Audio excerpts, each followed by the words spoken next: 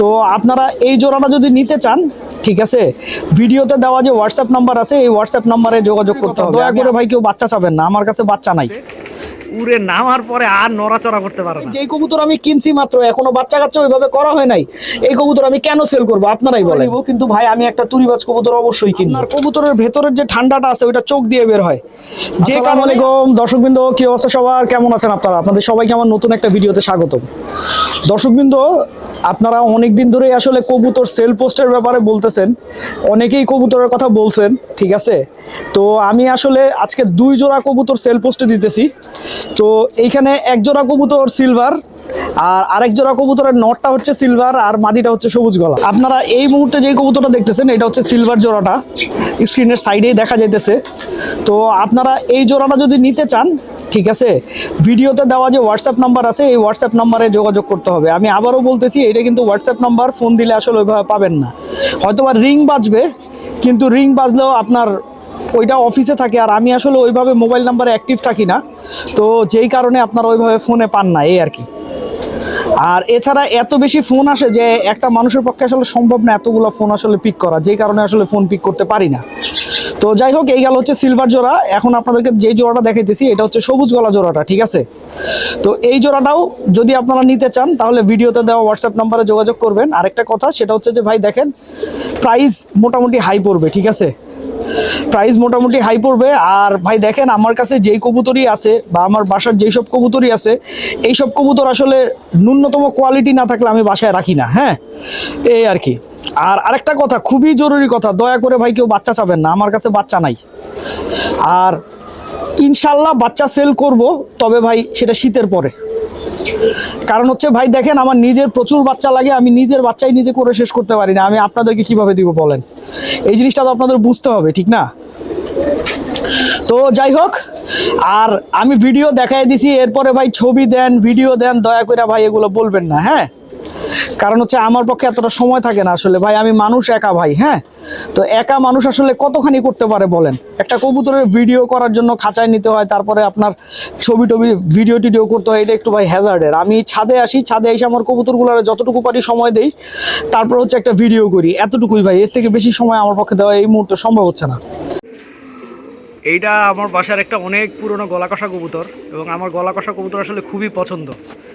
এই কবুতরটা প্রায় 3 বছর লক ছিল, তো এই বছর ওরে আবার ছাড়া শুরু করছি, এবং ছাড়া শুরু করার পরে অবস্থা কী হয়েছে দেখেন। এতদিন উড়ে নাই, আজকে অনেক ভালো উঠছে। এতদিন উড়ে নাই বলতে 4-5 মিনিট উঠতো, আজকে আধা ঘন্টার মতো উঠছে। উড়ে নামার পরে আর নড়াচড়া করতে পারে না। আসলে একটা কবুতর হোক বা অন্য কোনো প্রাণী হোক, ঠিক আছে, একটা অভ্যাসের ব্যাপার আছে। ওর উড়ার অভ্যাসটা চলে গেছিলো, আবার নতুন করে এখন আসলে উড়ার অভ্যাস হইতেছে।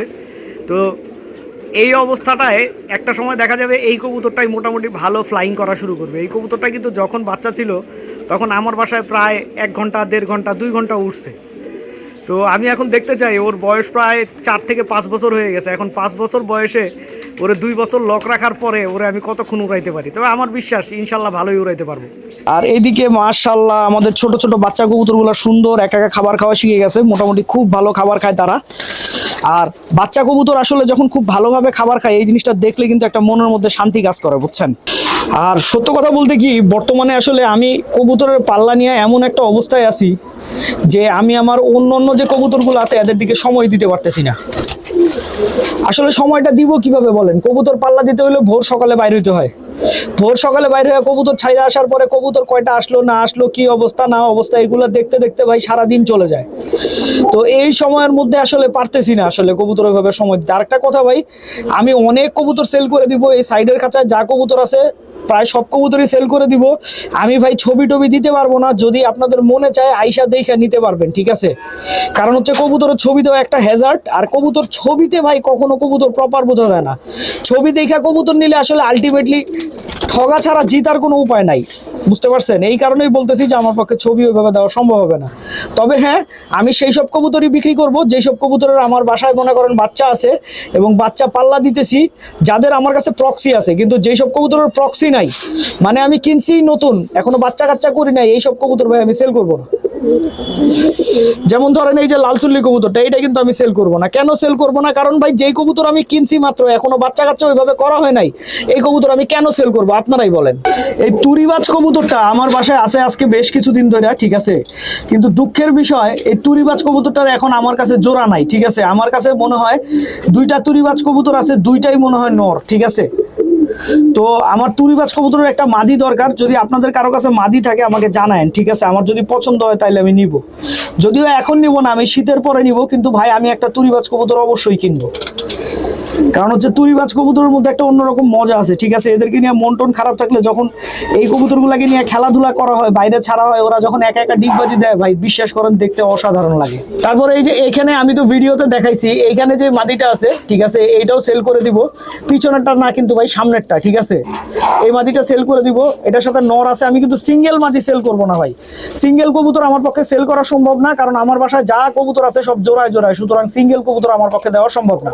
আরেকটা কোশ্চেন খুব বেশি পাইতেছি, আপনারা অনেকেই বলতেছেন আপনাদের কবুতরের চোখ উঠে, চোখের অবস্থা খারাপ হয়ে যাইতেছে, এখন কি করব ভাই? দেখেন, আমার কবুতরের চোখ উঠলে আমি গেটিসন ড্রপ ব্যবহার করি, ঠিক আছে, অথবা সিভোভেট একটা ড্রপ আছে, এই ড্রপটা ব্যবহার করি, এই দুইটার একটা ড্রপ ব্যবহার করি। তবে কবুতরের কেন চোখ উঠতেছে এটা বুঝতে হবে।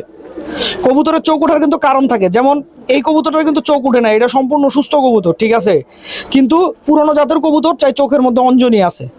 তো ঠিক সেম বুঝতে হবে যে কবুতরটার কেন চোখ উঠছে। অনেক সময় আসলে কবুতরের চোখে বিভিন্ন ধরনের ফাঙ্গাল ইনফেকশনের কারণে চোখ উঠে, ঠিক আছে, কোনো ব্যাকটেরিয়ার আক্রমণের কারণে চোখ উঠে।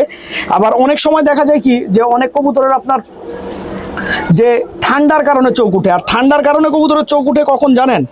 যখন কবুতরের অনেক বেশি ঠান্ডা হয়, সেটা নাক দিয়ে ও বের করতে না পারে, তখন ওই যে আপনার কবুতরের ভেতরের যে ঠান্ডাটা আছে ওইটা চোখ দিয়ে বের হয়, যে কারণেই আসলে কবুতরের চোখ উঠে।